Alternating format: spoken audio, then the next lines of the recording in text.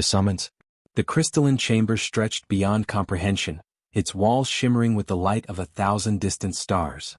Ambassador Kale Vorthen stood at the center of the cosmic amphitheater, his weathered hands clasped behind his back as he surveyed the beings that encircled him. Humanity had finally been summoned. After 3 centuries of expansion beyond Earth's solar cradle, after colonizing 47 worlds and making contact with dozens of alien civilizations, the moment had arrived. The Galactic Council, the ancient governing body that had maintained order across the Andromeda sector for over 10,000 years, had called humanity to account. Kale's heart hammered beneath his formal diplomatic coat, but his face remained a mask of composure.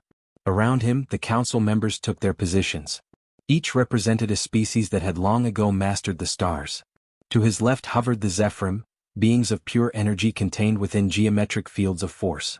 Their representative, Conductor LSS, pulsed with colors that Kale's translator chip interpreted as cautious curiosity. Directly ahead sat the Morvathian prelate, Thexus the Enduring. The towering reptilian being's scales reflected the chamber's light like polished obsidian. His species had been the council's military backbone for 6 millennia, and his 3 amber eyes fixed on Kale with an intensity that suggested this would not be a friendly hearing. To the right, the insectoid Canary delegates chittered softly among themselves, their compound eyes glittering. Their hive speaker, Vesic, clicked her mandibles in what might have been amusement or anticipation. There were others. The aquatic Thalmorians in their suspended liquid spheres. The crystalline Corzan who communicated through harmonic resonance. The fungal collective known as the Mycelius Network. 17 species in total, each more ancient than humanity's recorded history. At the apex of the chamber sat the Council Arbiter, a being shrouded in flowing robes that seemed to exist in multiple dimensions simultaneously. This was Archmediator Yarvex, a member of the Ecrini, a species so old that their homeworld had long since been consumed by its dying star. They persisted through technology and will alone, serving as the Council's neutral judges for epochs beyond counting. Ambassador Kale Vorthen of Earth, Yarvex's voice resonated through the chamber, speaking directly into every mind present. You stand before the Galactic Council not as a supplicant, but as the accused. A chill ran down Kale's spine, but he kept his voice steady. The accused? We came here believing this was a diplomatic session to discuss humanity's application for council membership. That discussion, Prelate Thexus rumbled, his voice like grinding stone, is precisely why you have been summoned. Your species' expansion across the stars has not gone unnoticed. Nor has it gone without consequence. Conductor LSS pulsed a deep crimson. In 300 years, humanity has claimed more territory than most species acquire in 3,000. You consume resources at an alarming rate. Your conflicts leave scars on worlds that take centuries to heal. Your very nature, Hive Speaker Vesic added, her translator rendering her clicks into sharp, staccato words, presents a threat to galactic stability. You are aggressive, unpredictable, and dangerously inventive. Kale felt anger rising in his chest but forced it down. We are survivors. Earth taught us to adapt, to overcome, to persist against impossible odds. Yes, we have expanded rapidly, but we've also brought innovation, art, and culture to every world we've touched. You have also brought war, Thexus said flatly. The borderland conflicts. The Titan Station massacre. The Proxima Rebellion. Shall I continue? Those were isolated incidents, Kale protested. Growing pains as we learn to navigate galactic society. Every species here has a violent past. A past, Yarvex interjected, the word hanging heavy in the chamber. The key distinction, Ambassador, is that for most council members, such violence belongs to their ancient history, buried in the mists of time before they achieved enlightenment. You bring it with you, fresh and untempered. Kale straightened his shoulders. Then teach us. Isn't that what the council is for? To guide younger species toward wisdom? The council guides those deemed worthy of guidance, a new voice spoke. It came from one of the Thalmorian spheres, where a creature resembling a luminescent squid floated in azure liquid. The question before us is whether humanity possesses the capacity to evolve beyond its primitive aggression, or whether you represent an existential threat to the peace we have maintained for millennia. This is a trial, Kale said slowly, understanding dawning. You're deciding whether to allow us to continue our expansion, or to stop us. Precisely, Yarvex confirmed. The Council will hear evidence over the coming sessions. We will examine humanity's actions, motivations, and potential. At the end, we will render judgment. You may be granted provisional membership restricted to your current territories or... The arbiter paused and Kale's blood ran cold. Or, he prompted. Or humanity will be deemed too dangerous to persist in its current form. Your species will be quarantined to your home system, your colonies disbanded, your technological advancement halted. You will be contained until such time as you mature sufficiently to rejoin galactic civilization, if ever. The weight of those words pressed down on Kale like a physical force. The fate of humanity, of every human living on 47 worlds, rested on what happened in this chamber. How long do I have to prepare our defense? He asked. The trial begins now, Yarvex said. Prelate Thexus, you may present your case. The massive Morvathian rose, his shadow falling across Kale like a judgment already rendered. Let us begin, Thexus growled, with the Omega incident. The evidence. Prelate Thexus activated a holographic display that filled the center of the chamber. Images materialized, showing a beautiful world covered in violet forests and silver oceans. Kale recognized it immediately. Omega Verdant, he whispered. Indeed, Thexus confirmed. A paradise world on the edge of what you call the frontier. Rich in resources, abundant in life, and claimed by humanity 70 years ago despite the fact that it was already inhabited. The hologram shifted, showing sprawling human settlements, mining operations and industrial complexes. Then it showed something else. Native life forms, elegant six-limbed creatures with iridescent fur, fleeing from human machinery. The Velexi, Conductor Elwes interjected, pulsing orange with what Kale's translator interpreted as sorrow. A pre-industrial species by your standards. They had just discovered agriculture, were beginning to form complex societies. They had a future. Had, Thexus emphasized.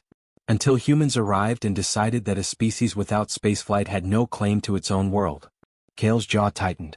He knew this story, had read the classified reports. The Omega Verdant colonization was one of humanity's darker chapters, something the diplomatic corps had hoped would remain buried in sealed archives. The Velexi were offered relocation, Kale said carefully. Compensation. New territories. They were offered exile from their ancestral home, Hive Speaker Vesic countered, her mandibles clicking sharply. Tell me, Ambassador, if a more powerful species arrived at Earth and offered your people compensation to leave your homeworld, would you consider that justice? Kale had no answer. The hologram continued its grim story, showing Velexi communities displaced, their sacred sites demolished for mining operations, their population declining from millions to mere thousands within a single generation. This is not an isolated incident, Thexus continued. He waved a clawed hand and the hologram shifted to show another world, then another and another. Helios Prime. New Cascadia. Frontier's End. Each time humanity arrives, finds a world with resources you desire and takes it. When resistance is offered, you crush it. When other species protest, you negotiate just enough to avoid open war, then continue your expansion elsewhere. We've made mistakes, Kale admitted, his voice heavy. Young species do. But we've also learned. We've established the Protected Worlds Act, the Cultural Preservation Protocols. Laws passed only after your actions drew the Council's attention, the Thalmorian representative interrupted.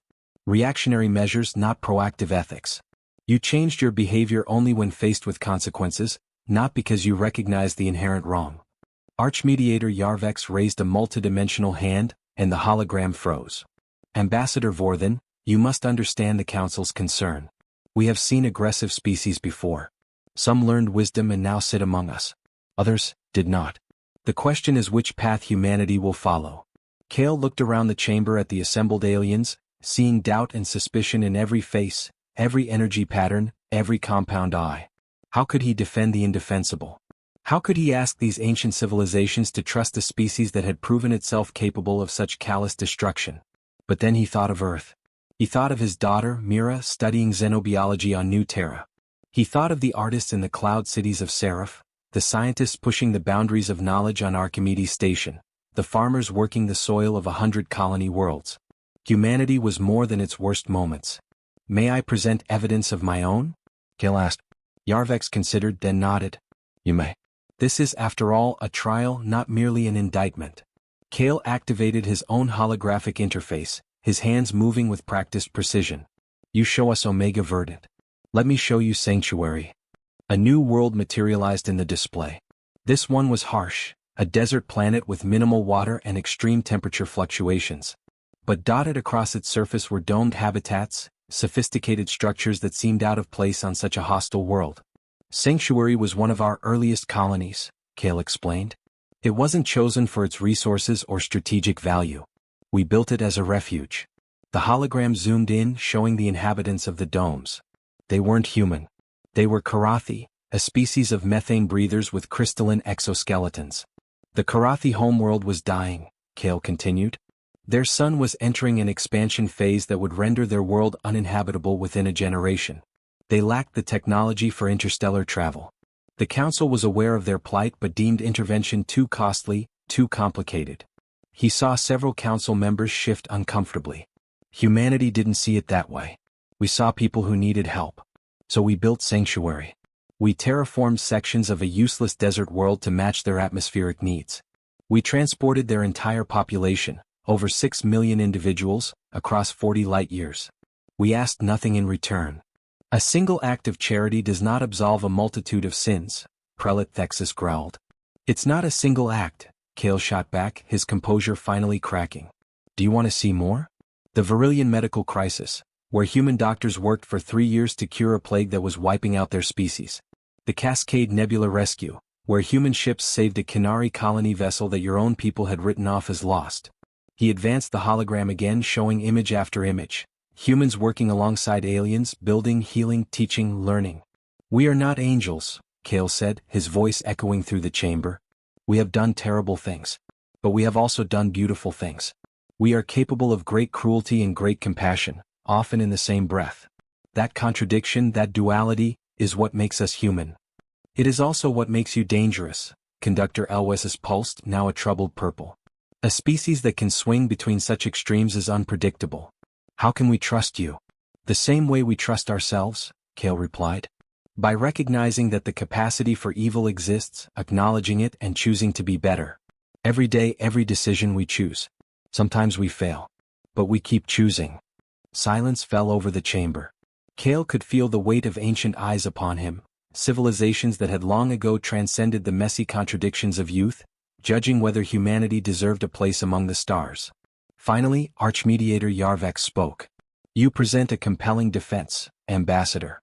But the Council requires more than words and selective evidence. Tomorrow we will hear testimony from those who have directly experienced humanity's impact, both positive and negative. Prepare yourself. The session ended and the chamber began to empty. As Kale turned to leave, Prelate Thexus blocked his path. A word of advice, human, the massive Morvathian rumbled, his amber eyes gleaming. Do not mistake this for a debate you can win with eloquence. The Council has made up its mind about species like yours before. If you wish to save your people, you will need more than pretty speeches about redemption. Then what do I need? Kale asked. Thexus's mouth pulled back, revealing rows of sharp teeth in what might have been a smile or a threat. A miracle. Witness testimony. The second day of the trial began with an empty chair. Kale entered the crystalline chamber to find a simple seat positioned beside him, facing the Council. Archmediator Yarvex gestured toward it with a multidimensional appendage. Today, Ambassador, we hear from those whose lives have intersected with humanity's expansion. The first witness comes from Omega Verdant. Kale's stomach dropped. Of course they would start there with humanity's greatest shame. A shimmer of light coalesced in the witness chair, and a Velexi materialized. The holographic projection showed a being of startling beauty.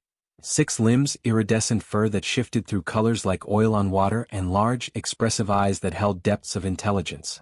The translator tagged her as Elder Mirati of the Western Enclave. Elder Mirati, Yarvex intoned, you have traveled far to provide testimony. Please share your experience with humanity.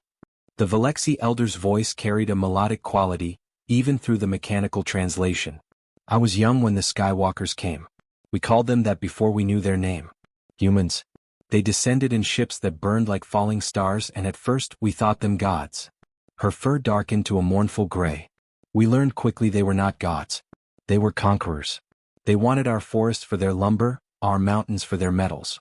When we tried to explain that these places were sacred, that our ancestors' spirits dwelled in the old groves, they nodded and smiled. Then they destroyed them anyway. Kale wanted to look away but forced himself to watch. My entire clan was relocated to what you called the preservation zones, Mirati continued. Small parcels of land, a fraction of what we had roamed for generations. We were told we should be grateful. Many of my people chose death over such gratitude. And yet, Prelate Thexus interjected, leaning forward, you are here as a witness, not an accuser. Why? Mirati's fur rippled with complex colors Kale couldn't interpret. Because truth has many facets. Yes, the first humans who came to our world were destroyers. But not all humans are the same. 10 years after the colonization began, a human named Ilara Moss arrived. Kale recognized the name. Dr. Ilara Moss, a xenoanthropologist who had become legendary for her work with displaced indigenous species. Dr. Moss was different, Mirati said, her voice warming. She learned our language, lived among us, listened to our songs and stories. When she returned to the human settlements, she brought our truth with her. She fought her own people, risked her career, her reputation. Because of her, the colonial administration established the Cultural Preservation Act. The hologram shifted, showing rebuilt Velexi communities, this time with humans working alongside them, helping to restore damaged habitats. My people have not forgiven humanity for what was taken, Mirati stated clearly. But we have seen that humans are capable of change, of recognizing their mistakes and attempting to repair them. It is difficult to hate a species when individuals within it have shown us such kindness. So you defend them? Conductor Alwyss pulsed, confused amber. No, Mirati replied. I testify to their complexity. They are young, foolish, destructive. They are also capable of growth, empathy, and redemption. What you choose to do with that knowledge is your decision, not mine. The Velexi elders' form dissolved, leaving Kale shaken. He had expected pure condemnation, but Mirati had given him something more valuable, honest complexity. The next witness materialized immediately. This one was Karathi, one of the methane breathers humanity had rescued. The crystalline being's name was Venshera, designated as a remembrance keeper of their people. I speak for 6 million souls, Venshera began, their voice like wind chimes in a storm. We were dying. Our world was dying. We sent out calls for help across the stars, and most species responded with sympathy and regret. Only humanity responded with action. The holographic display showed the massive undertaking. Human ships arriving at the Karathi homeworld, the desperate evacuation, the long journey to sanctuary. They asked nothing of us, Venshera continued. No payment, no servitude, no territorial concessions. They simply saw people in need and helped. When I asked the human ship captain why they would do this for strangers, she told me something I will never forget. She said, because someone has to. Because we can. Because it's right. Such noble sentiments, Hive Speaker Vesic clicked sarcastically. Yet I note that Sanctuary now serves as a human-controlled system, conveniently positioned along a major trade route. Because we asked them to stay, Venshera replied sharply. We invited humanity to establish a presence in our system. We wanted their protection, their partnership. The strategic value was incidental to the initial rescue, though I'm sure some humans recognized it later. Thexus nodded slowly. You make our point, Karathi. Even in their most altruistic acts, humanity finds advantage. As do all species, Venshera countered. The difference is that humanity acts first and considers advantage second. Most species consider advantage first and act only when it aligns with self-interest. More witnesses came throughout the day. A Thalmorian trader who had been saved from pirates by a human patrol. A Korsan scientist who had collaborated with humans on breakthrough physics research. A young Kinari drone who had been nursed back to health by human medics during the Cascade Nebula incident. But there were also darker testimonies. A displaced colony administrator who had lost everything to human expansion. A merchant whose ships had been destroyed in human territorial disputes. A soldier who had fought against human privateers on the frontier. Each testimony painted a picture of a species that was simultaneously heroic and terrible, generous and greedy, enlightened and barbaric. By the time the last witness faded, Kale felt exhausted, as if he had lived through each story himself. The testimony is concluded, Archmediator Yarvex announced. Tomorrow we will hear the Council's final arguments before deliberation begins. Ambassador Vorthen, you will have one final opportunity to speak in humanity's defense. As the session ended, Kale remained seated, staring at the empty witness chair. How could he possibly sum up everything that had been said? How could he convince beings who had witnessed 10,000 years of history that humanity deserved a chance? Quite the performance, a voice spoke from behind him. Kale turned to find a being he hadn't seen among the council members. This one was humanoid, but their skin shifted like liquid mercury, and their eyes held galaxies. "I am Observer Callus," the being introduced themselves. "I speak for those who watch but do not judge, those who record but do not interfere." "An observer. So you have no vote in the council?" "Correct. But I have seen many species stand where you stand now. Would you like to know how many survived the trial?"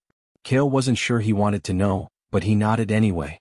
Of the 43 species brought before the council in the last millennium, 17 were granted membership.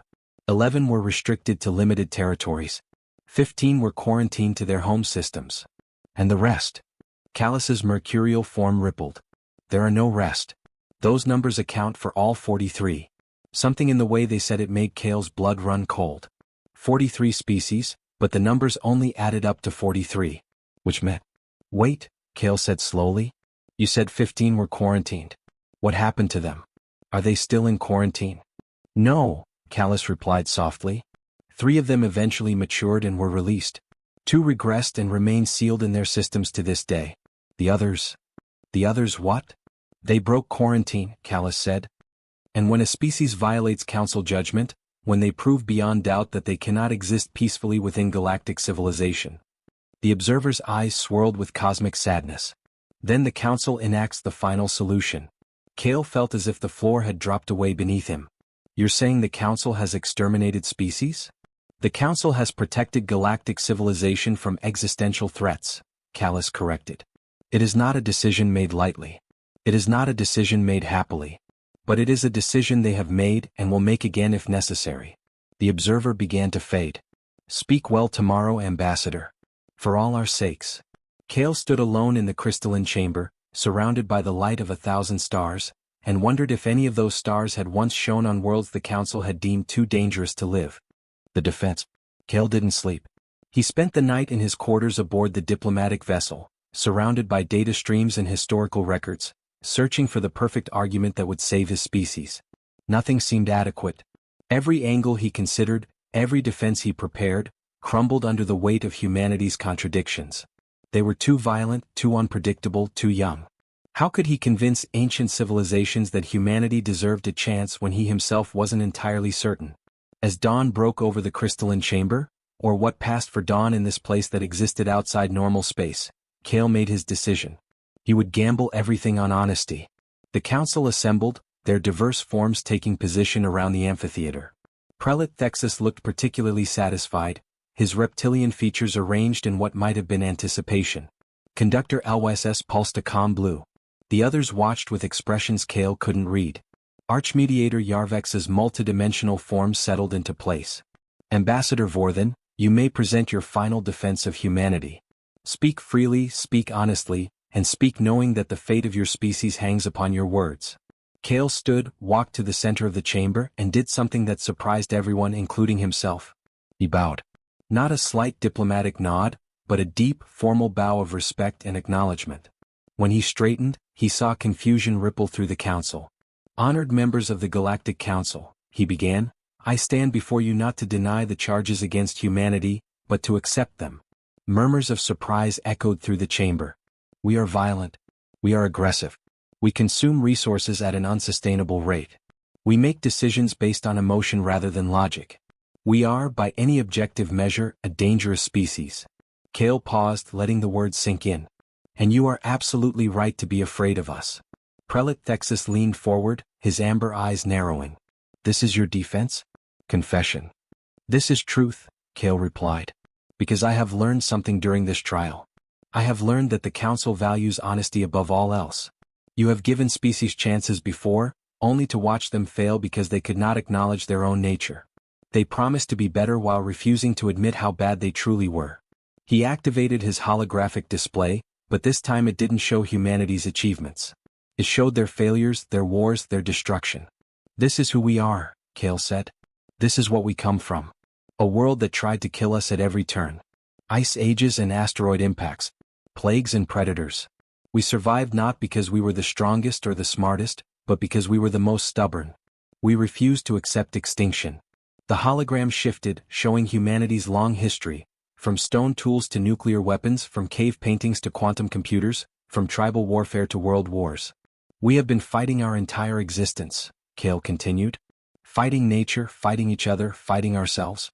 Violence is written into our DNA because violence kept us alive.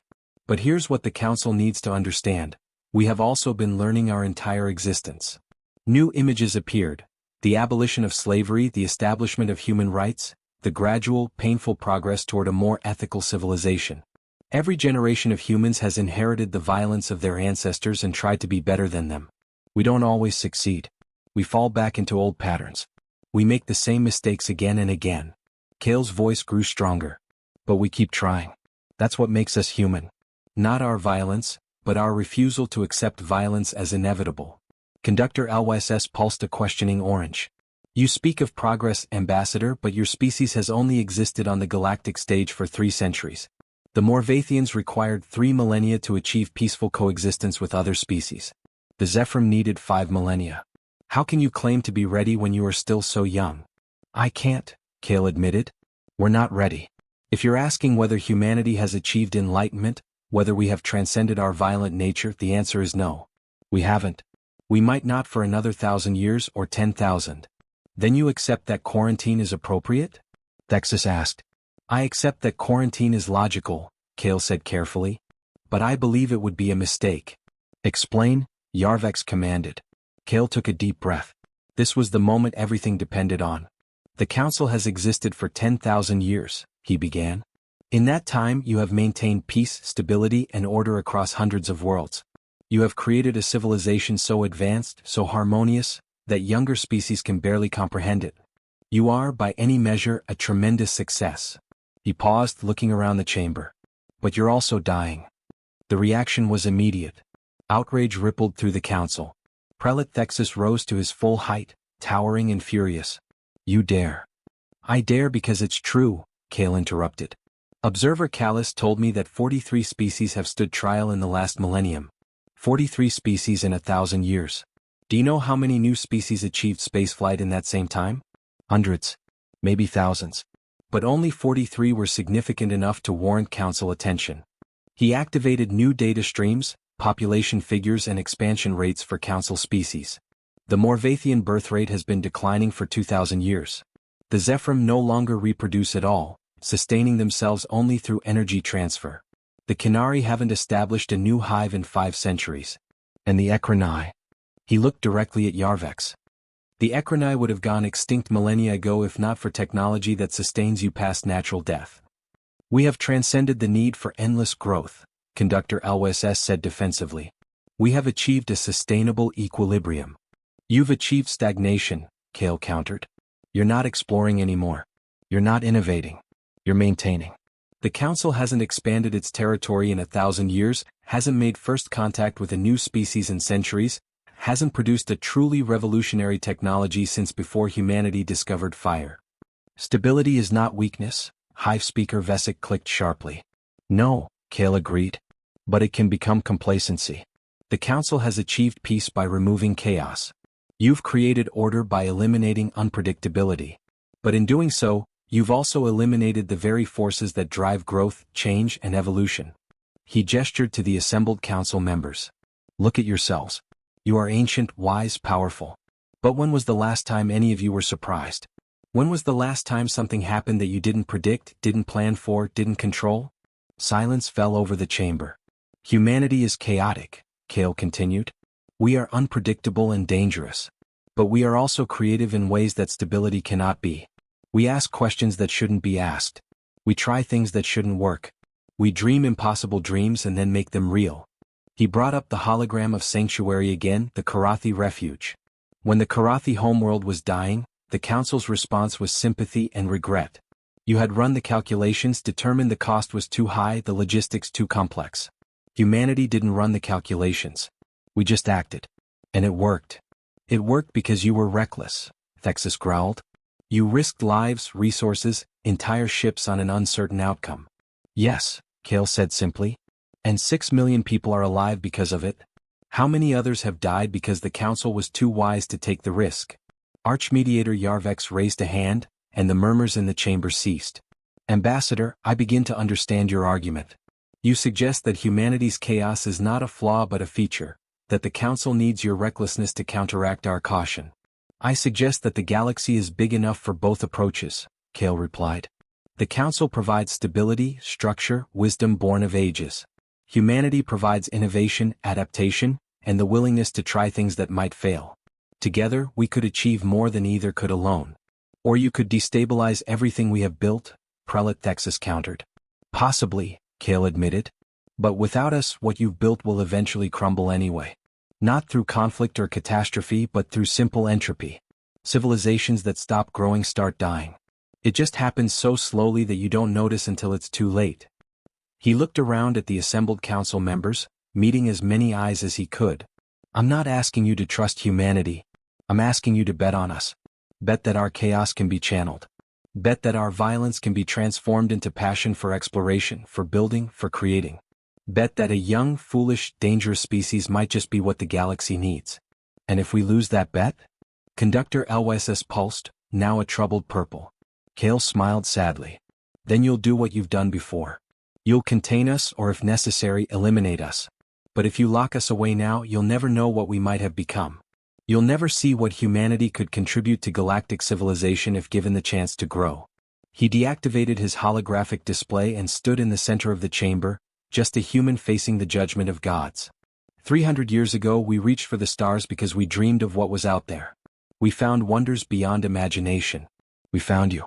Don't send us back to the darkness because we haven't yet learned to walk in the light. Give us time. Give us guidance. Give us a chance. His voice dropped to barely above a whisper, but in the crystal chamber's perfect acoustics, every being heard him clearly. Please. Deliberation. The council chamber emptied of all but its members. Kale was escorted to an observation room, a space of translucent walls where he could see the council's deliberations but not participate in them. He stood pressed against the transparent barrier, watching his fate, and humanity's fate, being decided by beings older than his civilization. The debate began with Prelate Thexus. The human speaks well, the massive Morvathian admitted, his voice carrying through the chamber's perfect acoustics. But words are cheap. Actions define species, and humanity's actions reveal a pattern of aggression, expansion, and exploitation. They ask us to bet on potential while ignoring demonstrated behavior. They also demonstrated compassion. Hive speaker Vesic clicked, surprisingly. The Karathi rescue, the Virillian medical aid, the Cascade Nebula intervention. These were not strategic decisions but moral ones. Impulsive, yes. Illogical by our standards, yes. But morally sound. Morality without wisdom is dangerous. Conductor Aloysius pulsed, shifting between blue and orange uncertainly. They act on emotion. Emotion drove them to save the Karathi, but emotion also drove them to destroy Valexi's sacred sites. Emotion is volatile. The Thalmorian representative rippled in their liquid sphere. Yet emotion is also what drives growth. We have optimized emotion out of our species, achieving logic and stability. But in doing so, we have also optimized out passion, curiosity, and the willingness to sacrifice for others. Perhaps the human is correct that we have become too comfortable in our wisdom. Dangerous thinking, Thexus rumbled. The council was founded precisely to prevent the chaos that emotion brings. We have maintained peace for 10 millennia by eliminating variables like emotion-driven species. To welcome humanity would be to invite instability. Or renewal, a crystalline voice chimed. The Corzan representative, whose name translated roughly as harmony of spheres, resonated with complex overtones. I have analyzed the human's argument. His point about stagnation is mathematically sound. Our collective innovation index has declined by 47% over the last millennium. Our exploration ventures have decreased by 62%. By any measure, the council is contracting, not expanding. Contraction is not failure, Prelate Thexus insisted. It is maturity. Children explore recklessly. Adults understand their limits. Or perhaps, the mycelius network spoke, its voice a chorus of whispers. Adults forget how to grow. We are a fungal collective. We understand better than most that organisms must either grow or decay. There is no true stasis in nature, only the illusion of it before decline begins. Archmediator Yarvex had remained silent throughout the debate, observing with eyes that saw across dimensions. Now the ancient Ecrani spoke and every council member fell silent. I have witnessed 43 trials, Yarvex said, their voice carrying the weight of ages. I have voted to accept species into the council. I have voted to restrict them. I have voted to quarantine them. And yes, I have voted for extinction when a species proved itself an existential threat to all galactic life. The arbiter's form rippled through dimensional states that hurt to observe directly. But I have never encountered a species quite like humanity. They are not the most violent we have seen. The Kravashi were far worse before we contained them. They are not the most aggressive. The Vrynn Empire conquered 40 systems before we intervened. But humanity is unique in one respect. Yarvex paused, and even through the transparent barrier, Kale felt the weight of that ancient gaze upon him. They are the only species to stand trial who argued not for their innocence, but for their potential. Every other species has tried to convince us they were already worthy. Humanity admits they are not, but asks us to believe they could be. That requires either tremendous courage or tremendous foolishness. Which do you believe it is? Conductor Elwysis asked. Both, Yarvex replied.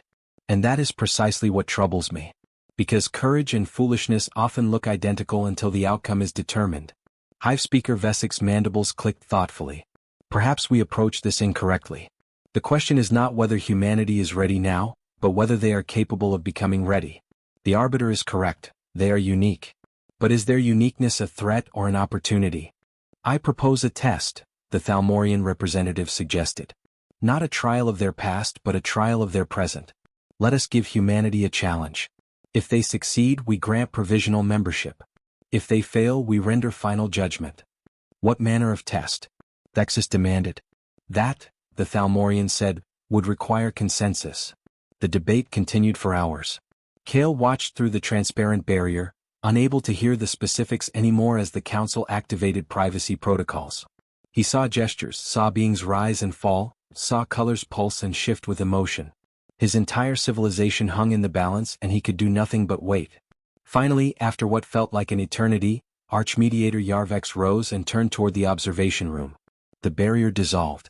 Ambassador Kale Vorthen, the Arbiter's voice resonated through his mind. The council has reached a decision. Return to the chamber. Kale's legs felt weak as he walked back into the crystalline amphitheater. Every council member watched him, their alien faces unreadable. He took his position at the center and waited for the words that would either save or doom his species. The council has deliberated, Yarvex announced. We have considered the evidence, the testimony, and your arguments. We find humanity to be precisely what you claim. Young, violent, unpredictable, and dangerous. Kale's heart sank. However, Yarvex continued, and that single word carried a universe of hope. We also find merit in your argument about potential. The council agrees that our civilization has become comfortable. Perhaps too comfortable. We have optimized for stability at the cost of dynamism. Prelate Thexus rose, his massive form radiating dissent. Let the record show that I oppose what follows. But I have been outvoted. What follows? Kale asked, his voice barely above a whisper. A compromise, Yarvex said. Humanity will not be granted full council membership. Not yet. Nor will you be quarantined or restricted. Instead, you will be given a task. A test of your worthiness. The holographic display activated, showing a region of space Kale didn't recognize. It was a nebula swirling with colors and energy, beautiful and terrible. The Crimson Veil, Yarvex explained. A region of space that has defied council exploration for 3,000 years. It is filled with spatial anomalies, gravitational distortions, and radiation that disrupts our most advanced technologies. We believe there is something of immense scientific value at its center, but we have never been able to reach it.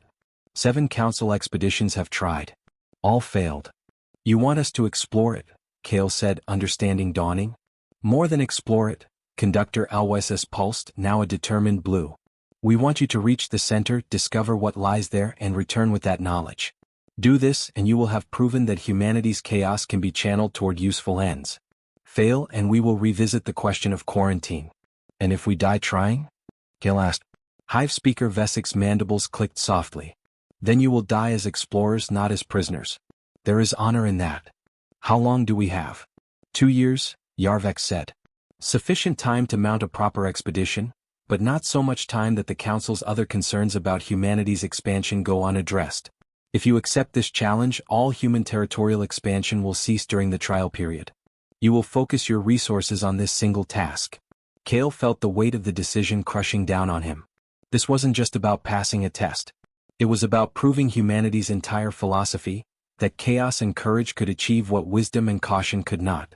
I accept, he said. On behalf of humanity, I accept your challenge. Then it is decided, Archmediator Yarvex announced. The trial is suspended pending the outcome of the Crimson Veil expedition. Humanity's fate will be determined not by words but by deeds. Go forth, Ambassador. Show us what your species can truly accomplish. As the council chamber began to dissolve around him, Kale felt simultaneously terrified and exhilarated. Humanity had been given a chance, but it came with impossible odds. 7 council expeditions had failed. Why should a young, reckless species succeed where ancient wisdom had not? Because, Kale thought as he prepared to return to human space, ancient wisdom wouldn't risk everything on a desperate gamble. But humanity would. Humanity always did. The Crimson Veil. 6 months later, Kale stood on the bridge of the Endeavour, humanity's most advanced exploration vessel, and stared at the swirling crimson nightmare that filled the viewscreen. The Crimson Veil lived up to its name. The nebula churned with deep red gases, threaded through with veins of purple and black that seemed to pulse like a living thing. Lightning arced between clouds of stellar matter, and spatial distortions created visual effects that made Kale's eyes hurt to observe directly. Sensor readings? He asked. Commander Zara Okonkwo, the ship's tactical officer, shook her head. Unreliable at best, completely scrambled at worst. The radiation is playing havoc with our instruments. I can barely tell which way is forward. Navigation. Kale turned to Lieutenant Marcus Chen at the helm. I can get us in, Chen replied, his hands moving across holographic controls with practiced precision. Getting us back out is another question. The spatial anomalies are constantly shifting. By the time we reach the center, our entry route might not exist anymore. Life support. Kale continued down his checklist. Dr. Amara Osei, the ship's chief engineer, looked up from her console. Holding steady, but the radiation is already degrading our shielding faster than projected. We have maybe 4 days before we start taking real damage. After that, she shrugged. We'd better be heading home. Kale nodded, absorbing the information. The Endeavour carried a crew of 87 humanity's best and brightest, all volunteers who understood the stakes. Behind them, 3 support vessels maintained position outside the nebula, ready to mount a rescue if needed, though everyone knew that if the Endeavour was lost, the support ships would have no chance of reaching them. Captain Reeves, Kale said, turning to the woman in the command chair. Your ship, your call. Captain Nadia Reeves was a veteran of 20 years spaceflight, with eyes that had seen wonders and horrors across a dozen star systems. She studied the Crimson Veil for a long moment, then smiled. We didn't come all this way to turn back at the door, she said.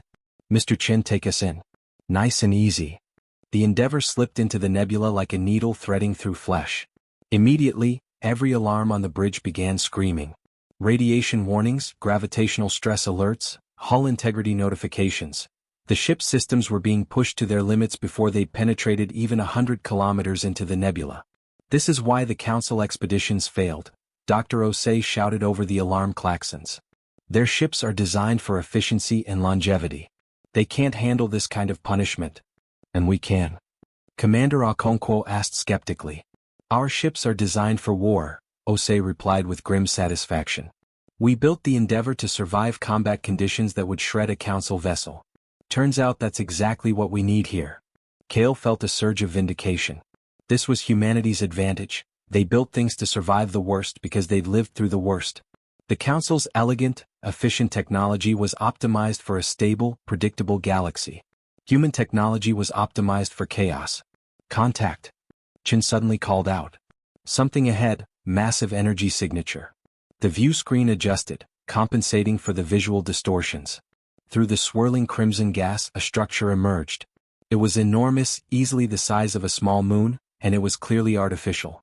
Geometric patterns covered its surface, pulsing with light that cycled through colors no human language had names for. What is that?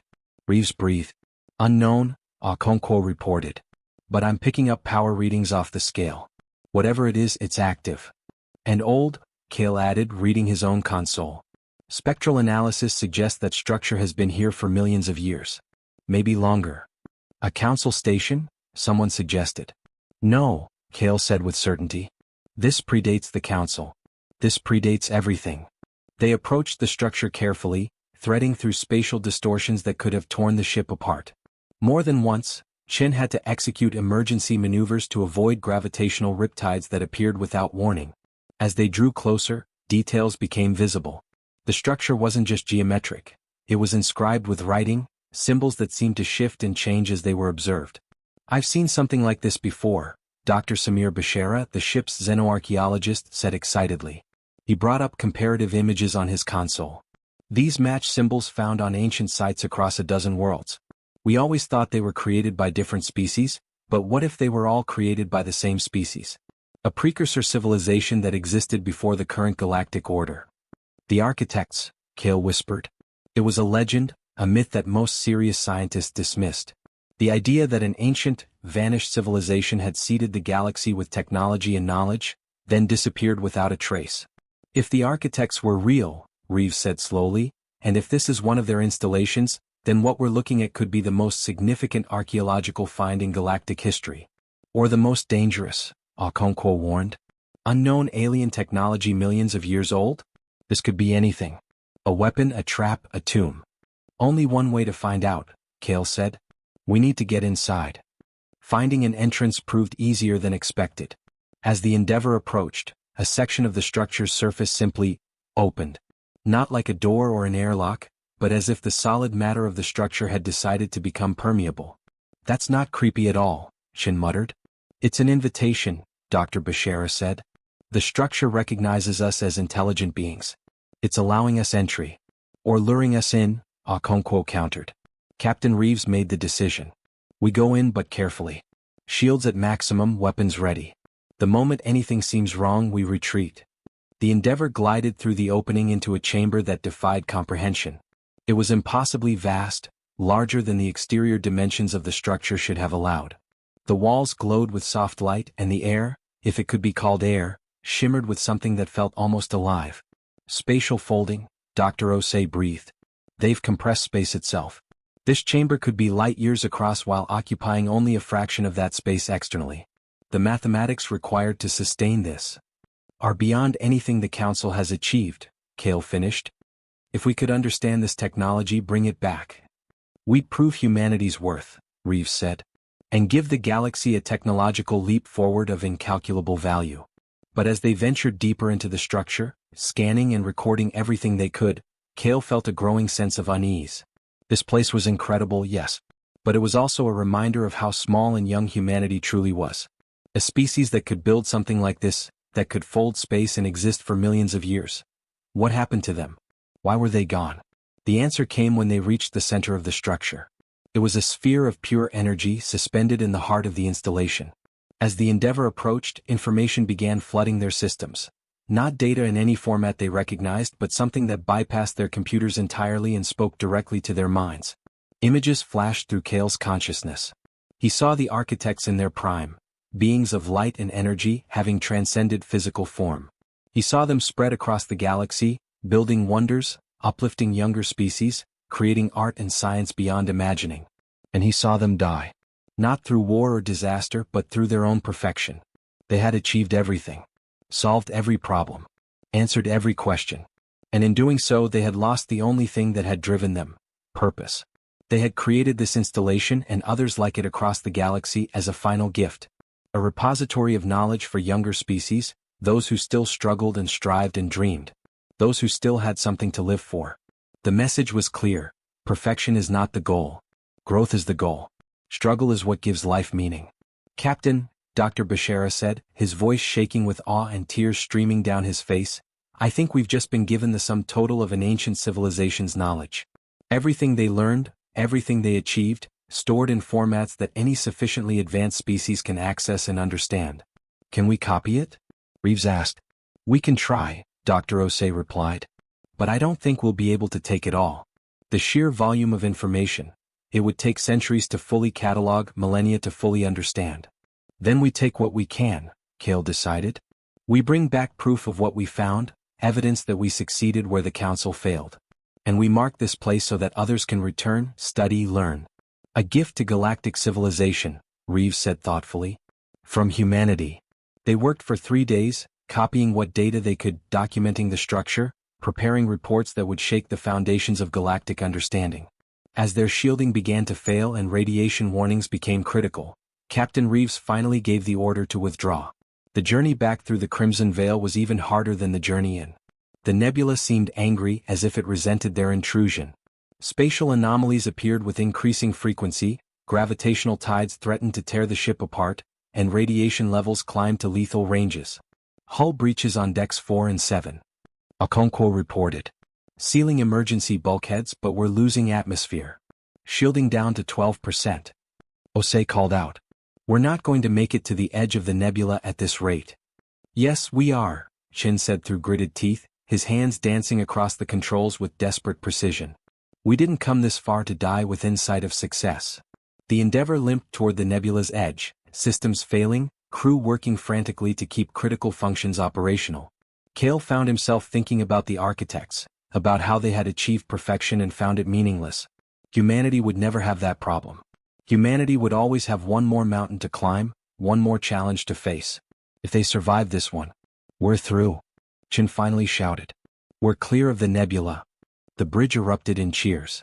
The Endeavour had made it, battered and broken but intact. Behind them, the Crimson Veil swirled with its secrets, now proven penetrable by those willing to risk everything. Set course for Council space, Captain Reeves ordered. It's time to show them what humanity can do. Judgment. The Council chamber looked exactly as Cale remembered it, crystalline and eternal, filled with the light of 1,000 stars. But this time he didn't stand alone. Captain Reeves stood beside him, along with Dr. Bashara, Dr. Osei and Commander Okonkwo. They were living proof of humanity's achievement, survivors of an impossible journey. The Council members took their positions, but Cale noticed something different in their bearing. Prelate Thexus sat forward with what might have been anticipation. Conductor LYSS pulsed colors Cale had never seen before. Even the normally inscrutable archmediator Yarvex seemed to radiate something approaching excitement. Ambassador Vorthen, Yarvex began, you have returned. This alone is noteworthy, as we did not entirely expect to see you again. We had a job to do, Cale replied simply. Indeed. And we have reviewed your preliminary reports. They are extraordinary. The discovery of an architect installation alone would be worthy of celebration. But you claim to have retrieved knowledge from it. We do more than claim, Dr. Bashara stepped forward. We can demonstrate. He activated a holographic display, and the Council chamber filled with images of the architect structure.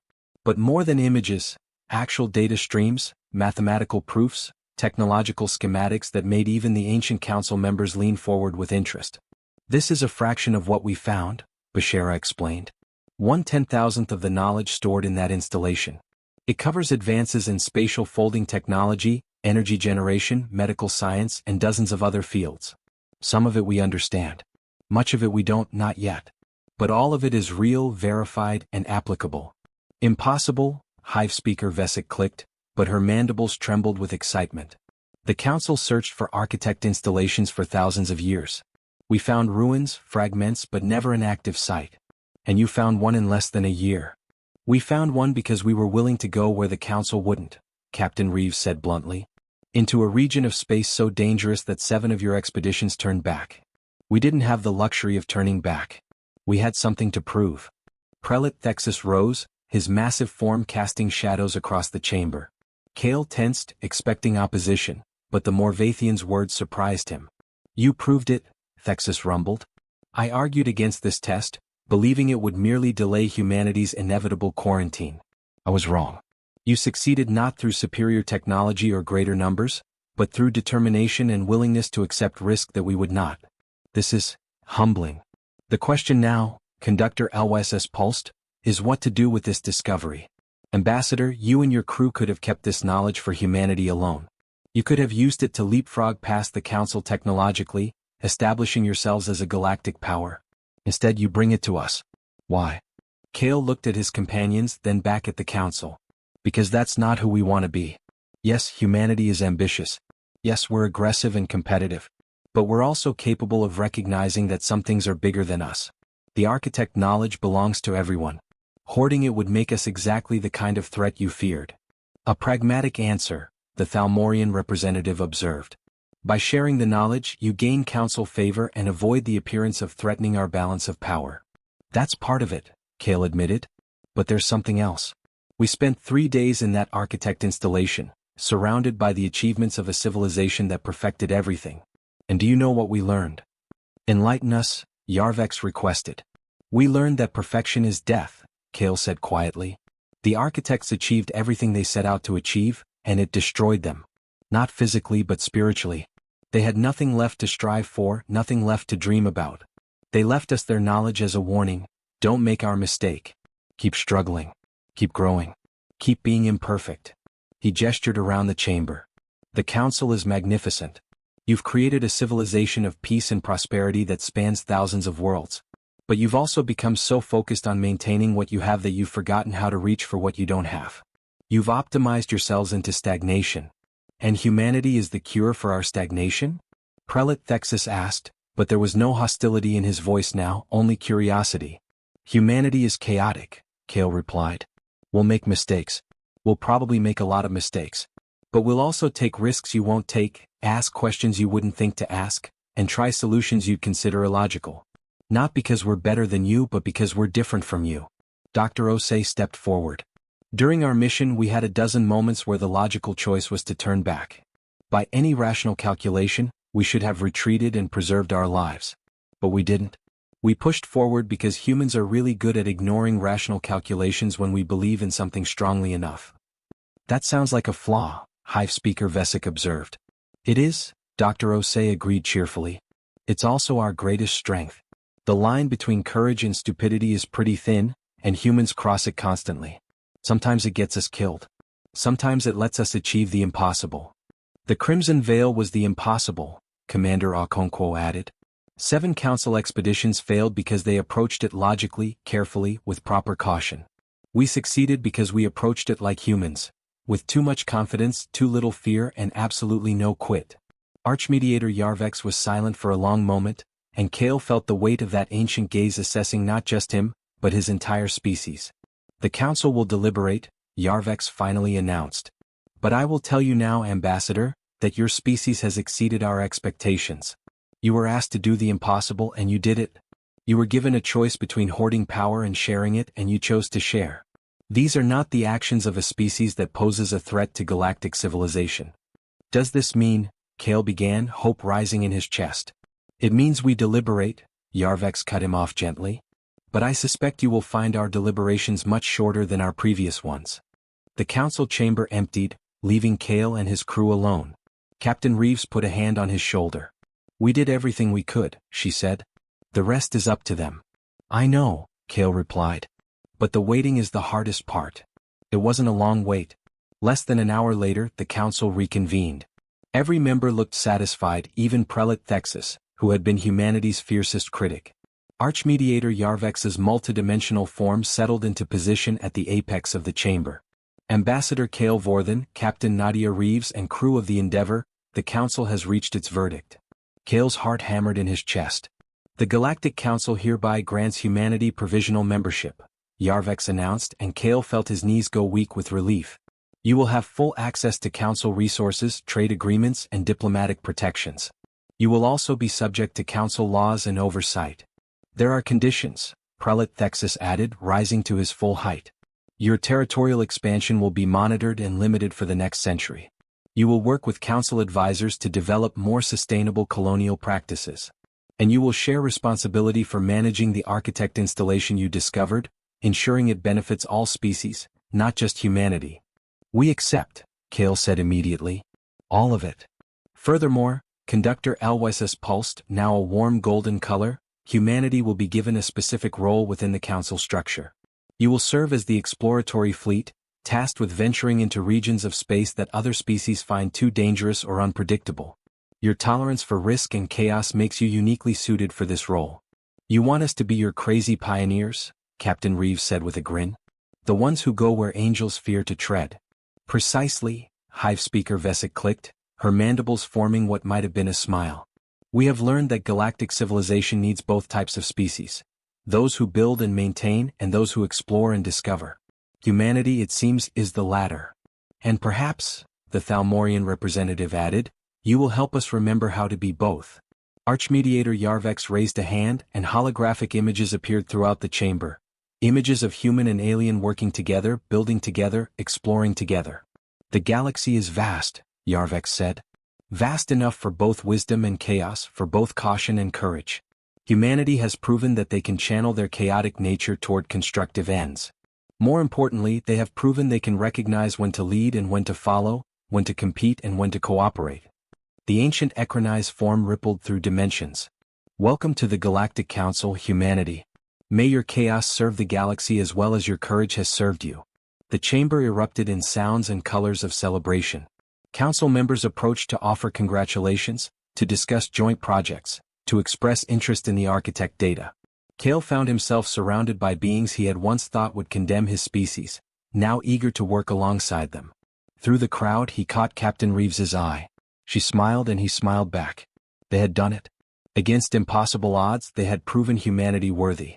But more than that, they had proven something the Council desperately needed to remember, that growth requires risk, that progress requires mistakes, and that the most dangerous thing a civilization can do is stop dreaming of the impossible.